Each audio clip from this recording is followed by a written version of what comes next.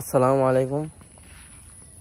একটা simple habit যেটা আমার এই মাসে শুরু করা হয়েছে, যেটা আমাকে অনেক একটা ভালো পরিবর্তন করে। আমি সেই হ্যাবিটটা সম্পর্কে আজকে বিস্তারিত আলোচনা করব। মানে আমি কিভাবে আমার মধ্যে সেই হ্যাবিটটার ভালোভাবে প্রতিফলন করতে সফল হই। আমি ঠিক 1 মাস আগ থেকে নিজের মনে যে কোনো থট থাকলে আমি সেটা লেখা শুরু করি, কমপক্ষে 3 থেকে 5 মিনিটের জন্য। এই হ্যাবিটটা অনেক আমার জন্য উপকারী হয়ে ওঠে।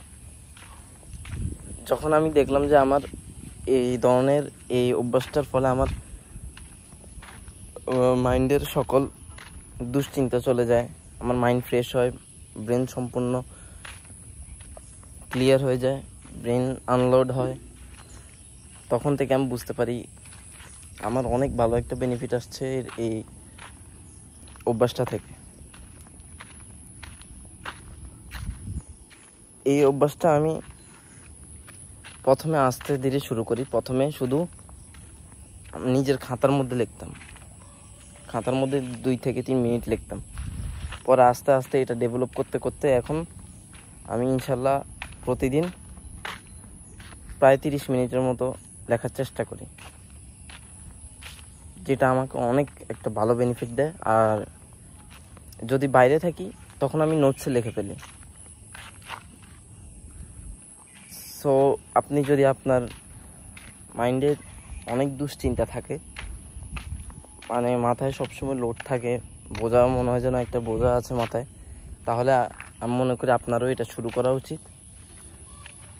দেখবেন আল্লাহর রহমতে সম্পূর্ণভাবে এটা দূর হয়ে যাবে। এবং চেষ্টা করবেন প্রথমে স্লোলি শুরু করার, অল্প থেকে শুরু করবেন। যদি আপনি বেশি করার চেষ্টা করেন তাহলে দেখবেন যে 1-2 দিন হবে, বেশি দিন হবে না। আর যদি অল্প অল্প করে গ্রোথ করেন দেখবেন যে অনেক ভালো একটা আউটপুট পাবেন।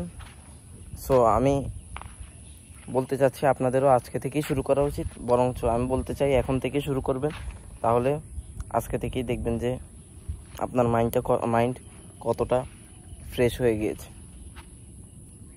ওকে, আজকের জন্য এতটুকু। আসসালামু আলাইকুম।